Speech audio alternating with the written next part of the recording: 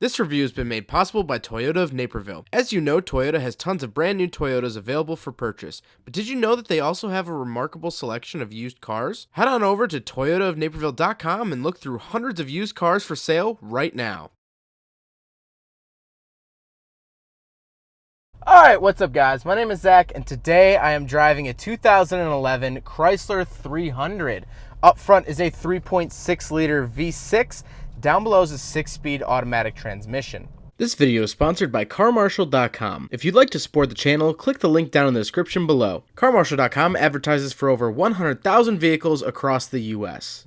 So let's get back to that 3.6 liter V6. This engine has been on the channel so many times. Just off the top of my head, Charger, Challenger, Ram, Durango, 300, the older Chrysler Aspen, which I'd still like to drive, the Jeep Cherokee, the Jeep Wrangler. That's all I can think of off the top of my head. I know that there's more, but this is a very worked over engine. There's nothing wrong with it. I've always liked the 3.6 liter. It puts out a good amount of power, and I've never been upset by it. I've never been annoyed by it. It just doesn't give me that feeling anymore. It's just a 3.6 liter that's been put in everything. All right, 3.6 liter.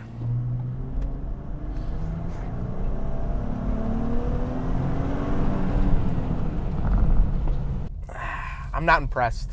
But like I said, paired to it is a 6-speed automatic. Again, actually no issues with the automatic. You can plus minus it if you'd like, but we'll talk about that later on. Last but not least about the Chrysler 300 is the fact that it is rear-wheel drive. So let's talk about the interior. Well, in front of me, I have two physical gauges. On the left is my tachometer, and on the right is my speedometer. They light up blue, which is sort of interesting, and I can actually see that here during the day, which is really, really nice. And then in the center, I do get a little information readout, which is telling me my odometer, temperature outside, which way I'm facing, fuel economy, stuff like that. But on the steering wheel on the left, I have voice controls, phone, and my option buttons, and then on the right I just have my cruise control. I like the steering wheel. It's decent. It's decently classy. It's nothing too crazy. To the left of me, I do have my headlight switches, dimmer switches, stuff like that. And then on the door, I just have my window switches, mirror options, lock and unlock.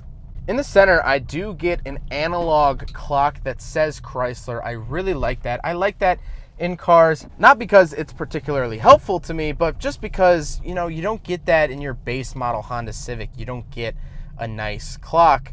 You do in higher class cars. And really, this car is striving to be higher class, but we'll talk about it at the end because I'm not so sure yet. I don't know if I'm quite fooled.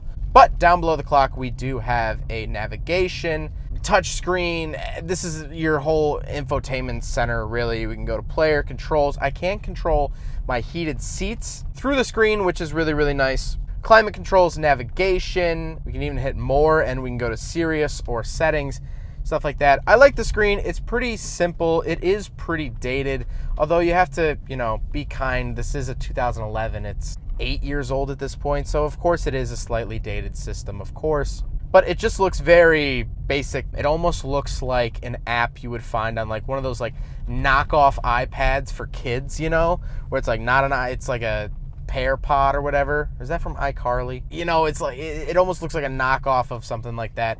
It's a decently cheap infotainment system, but it works. You could see it clearly. It does everything you would want it to do, so I really can't knock it too hard for that. Down below the infotainment screen, we do have our climate control options. Again, nothing crazy here, but this is also where the traction control off button lives. So interestingly enough, you have all your AC, heating, cooling options, and then traction control off. Then a CD player and a little cubby hole, which houses a 12-volt charger, which I love that Chrysler does this. They actually put on the charger a picture of a key, and that means it'll only charge when the ignition is on. They also have some that have a battery on them. That means that it'll charge when the car is off. It charges off of the battery.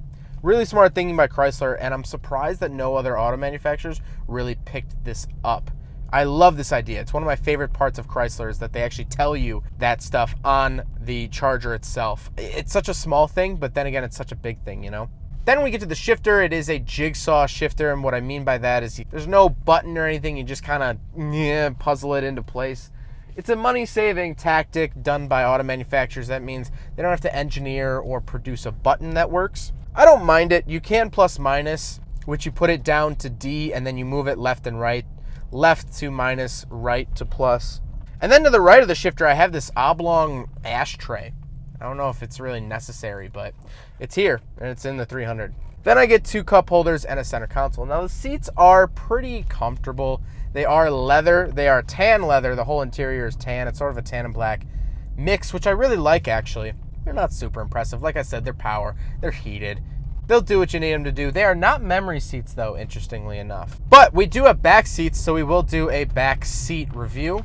All right, so we're in the back of the 2011 Chrysler 300, and nothing really too crazy back here. I do have power windows. Obviously, I get nice little LED lights. I do get a center console, 2 cup holders, and a little storage area, but nothing really crazy. I don't know if I mentioned it. I do have a 12-volt charger down below, which has the key on it, so it'll only work when the key is on. Legroom's good. Headroom is good. It would be comfortable to ride back here.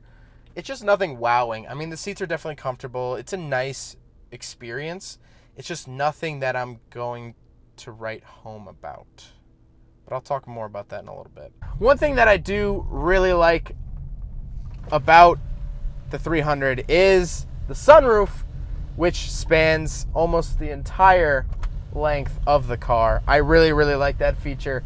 Definitely really nice. Only the front half opens, but it's just nice to get all of that light, especially with this tan interior. I love the light in here. It's very light, very airy feeling. I don't feel like I'm driving a cave. I feel like I'm driving, more piloting an aircraft up in the sky rather than a dump truck down in a cave.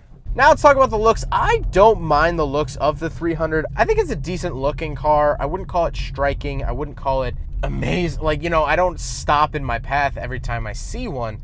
It's a 300, it's a Chrysler, you know, but I think the red looks really good, and it has held up pretty well, especially for being a 91,000 mile car.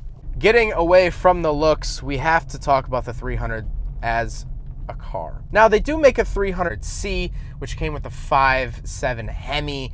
That thing was bad to the bone. I mean, really, it was an upscale Charger.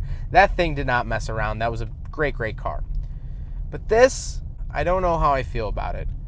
It feels like it's trying to be a luxury car, but has really suffered by the budget of Chrysler. I don't know if anyone's been paying attention, but especially around 2011, Chrysler did not have all the money in the world.